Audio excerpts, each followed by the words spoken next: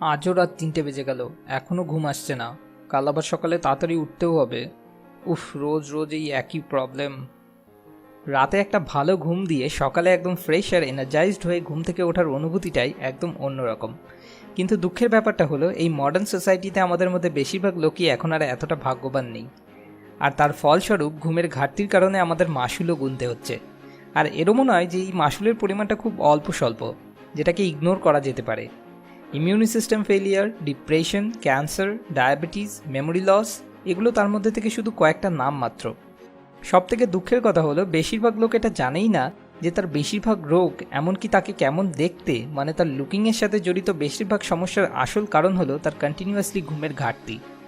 একটা রিসার্চ থেকে জানা গেছে যে শুধু এক রাত না ঘুমানোর কারণে আমাদের শরীর এতটা ইনসুলিন রেজিস্ট্যান্ট হয়ে পড়ে, যেটা টাইপ 2 ডায়াবেটিসের সমান, যার ফাস্ট এজিং আর ফাস্ট বডি ফ্যাট স্টোরিংয়ের সাথে ডাইরেক্ট কানেকশন রয়েছে।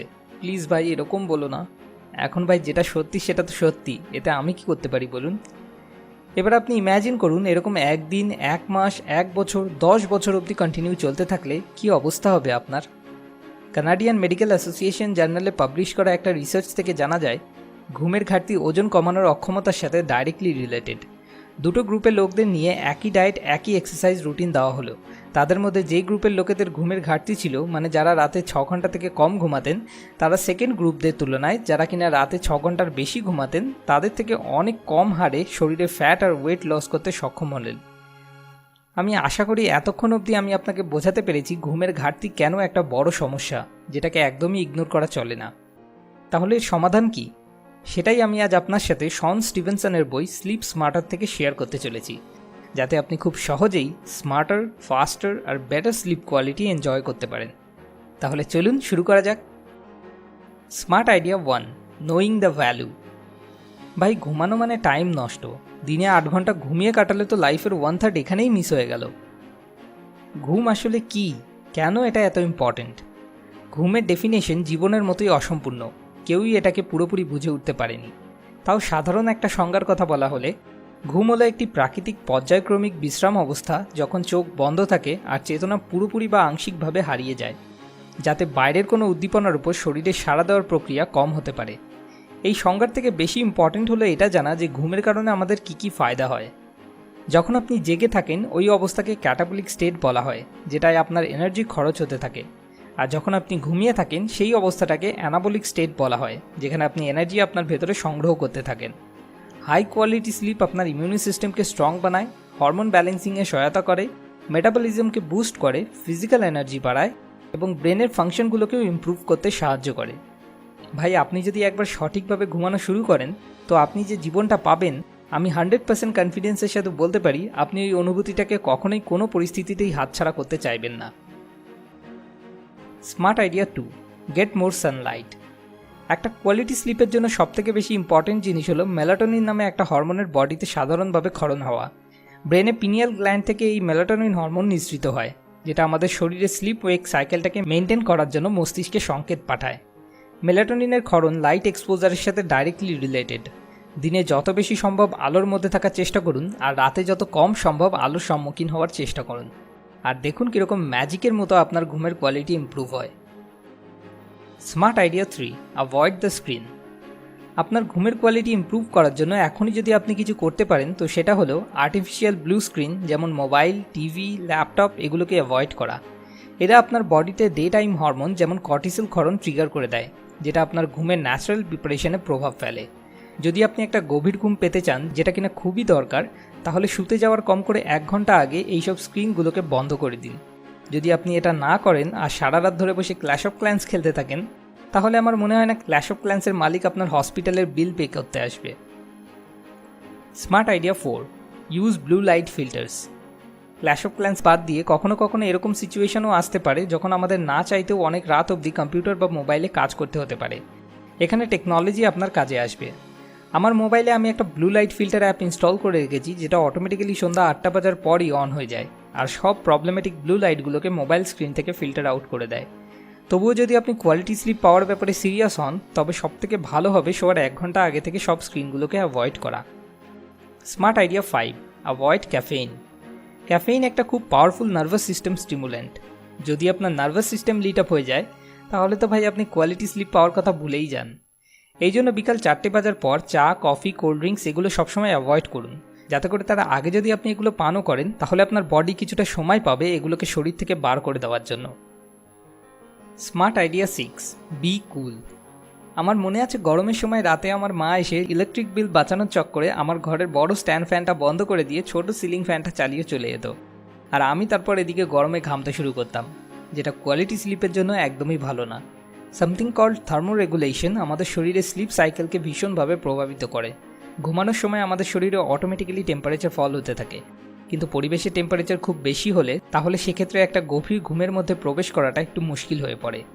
একটা রিসার্চ থেকে জানা গেছে 20 ডিগ্রি সি উষ্ণতা কোয়ালিটি স্লিপের জন্য একদম পারফেক্ট, কিন্তু 12 ডিগ্রি সি থেকে কম বা 23 ডিগ্রি সির বেশি উষ্ণতা গভীর ঘুমে বাধা হয়ে দাঁড়াতে পারে। Smart idea 7, get to the bed at right time. Research থেকে জানা গেছে মানুষের শরীরে সবথেকে ভালো রিকভারি হরমোনগুলো ক্ষরিত হয় 10 PM থেকে 2 AM এর মাঝে ঘুমানোর সময়। এক্সট্রা আপনি যতটা সময় ঘুমান সেটা বোনাস, কেননা আমাদের পূর্বপুরুষরা সূর্য ডোবার কিছু সময় পরেই ঘুমাতে চলে যেতেন, আর তাদের থেকেই বিবর্তিত হয়ে আমরা তৈরি হয়েছি। এখন আমরা আর্টিফিশিয়াল লাইটের সাহায্যে রাতকে দিনের থেকেও বেশি আলোকিত করে তুলতে পারি। আমরা চাইলে এই ফ্যাক্টটাকে ইগনোর করে রাত 3টে অবধি ল্যাপটপ নিজের ল্যাপের উপর নিয়ে উল্টোপাল্টা সিনেমা দেখতে পারি, কিন্তু এটা একদম উচিত নয়। আমাদের মানুষদের এরকমই ডিজাইন করা হয়েছে যে অন্ধকার হলে যাতে আমরা রেস্ট নিই, কিন্তু তবু যদি আপনি নেচারের এই লকে কন্টিনিউয়াসলি এড়িয়ে চলছেন তাহলে আমি আপনাকে সাজেস্ট করব আপনি আবার একবার ভেবে দেখুন আর অ্যাডজাস্ট করার চেষ্টা করুন। Smart idea 8, have a bedroom. আরে বেডরুম তো সবারই থাকে। না ভাই, বেডরুম মানে সেই রুম যেটা শুধুমাত্র দুটো কাজের জন্য ব্যবহার করা হয়। নাম্বার 1 ঘুম, আর নাম্বার 2 সেটা আমি বলবো না, আপনারা হয়তো বুঝেই গেছেন। কিন্তু আমাদের মধ্যে বেশিরভাগ লোক নিজের বেডরুমটাকে নিজের আমোদ প্রমোদের জায়গা বানিয়ে নেয়। লোকজন তো আজকাল রাতে বিছানায় শুয়েও টিভি দেখতে থাকে, যেটা স্লিপ সুইসাইডের থেকে কিছু কম নয়। যদি কেউ সত্যি কোয়ালিটি স্লিপের অভিজ্ঞতা অনুভব করতে চায় তাহলে কখনো কোনো কাজকেও বেডরুমে নিয়ে আসা উচিত নয়। মানুষ অভ্যাসের দাস। বাচ্চারা তার মায়ের মুখে ঘুম পাড়ানি গান শুনেই ঘুমিয়ে পড়ে। যদি আপনি আপনার বেডরুমে এরকম একটা এনভায়রনমেন্ট গড়ে তোলেন যেখানে বিবিধ কাজকর্ম চলে, তাহলে আপনি সেই নিউরো অ্যাসোসিয়েশনটা বানাতে ব্যর্থ হন যে যখন আপনি আপনার বিছানায় শুয়ে আছেন তখন সেটা ঘুমের সময়। আপনি হয়তো বলতে পারেন, আমি কি বাচ্চা নাকি? কিন্তু আসলে আমরা সবাই শুধু সাইজে বড় বাচ্চাই, যাদের প্রোগ্রামিংও একদম সেম। নিজের বেডরুমকে একটা সুন্দর পবিত্র জায়গা বানান যেখানে শুধু শান্তি আর বিরাম প্লাবিত হয়। এতে আপনার বেডরুমে আসা মাত্রই আপনি খুব সহজে গভীর ঘুমে ডুবে যেতে পারবেন। Smart idea 9, calm the inner chatter. অনেক সময় এরকম হয় রাতে লাইট অফ করে বিছানায় শোয়ার পরই হঠাৎ যেন সব ইম্পর্টেন্ট কাজগুলো মাথায় ঘুরতে শুরু করে দেয়। রাতে বিছানায় শোয়ার পরই আমরা যেন দার্শনিক হয়ে উঠি। দুনিয়ার সব কেন, কি করে, কেমন করে এইসব মাথায় ঘুরতে থাকে। এই প্রবলেমকে ইনার চ্যাটার বলা হয়। এই ইনার চ্যাটারের আসল কারণ হলো স্ট্রেস। কিন্তু চিন্তার কোনো কারণ নেই, সমস্যা থাকলে তার সমাধানও আছে। আর এই সমস্যার সমাধান হলো মেডিটেশন। মেডিটেশন একটা টনিকের মতো যেটাকে আপনি চাইলে রেগুলার ব্যবহার করতে পারেন। শোয়ার আগে শুধু 5 মিনিটের মেডিটেশনও আপনাকে অনেক বেশি সাহায্য করতে পারে। অনেক রিসার্চ থেকে জানা গেছে মেডিটেশন আমাদের শরীরে অনেকগুলো ফিল গুড হরমোন আর এন্ডোরফিনস খরিত করতে সাহায্য করে, আর স্ট্রেস হরমোন যেমন কর্টিসল ক্ষরণ হ্রাস করে। আপনি অন্য কোনো জিনিস ব্যবহার করেও আপনার শরীরে এইসব কাজ করাতে পারেন, কিন্তু সেটা খুব ব্যয়বহুল হবে, যেখানে মেডিটেশন একদম ন্যাচারাল আর free. Smart idea 10, wake up early. Ironically নিজের ঘুমের কোয়ালিটি ইমপ্রুভ করার জন্য যদি আপনি সত্যি এফেক্টিভ কিছু করতে পারেন তাহলে সেটা হলো সকালে তাড়াতাড়ি ওঠা। যেমন প্রথমেই আমি বলেছিলাম মানুষের জন্য একটা ঘুমের প্যাটার্ন অলরেডি ডিজাইন করা রয়েছে। সকালে তাড়াতাড়ি ওঠায় আপনি আপনার এন্ডোক্রিন সিস্টেমকে ওই প্যাটার্নের সাথে সঠিকভাবে লিঙ্ক করায় সফল হন, যাতে আপনি কর্টিসল আর মেলাটোনিনের প্রাকৃতিক ক্ষরণের সুবিধা নিতে পারেন।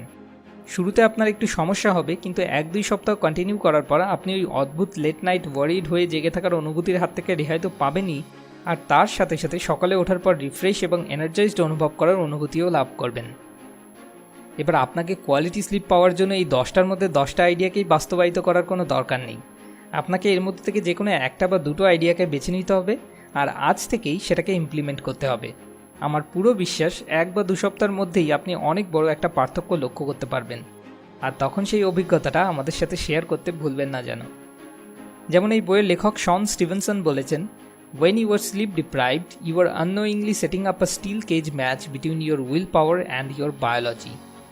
যদি আপনি আরও ডিটেলসে এই ব্যাপারে জানতে চান তাহলে নিচে ডেসক্রিপশনে দেওয়া লিঙ্ক থেকে গিয়ে amazon.in থেকে এই বইটা কিনতে পারেন। এবার পালা লাস্ট উইকস মোস্ট মোটিভেটিং কমেন্টের।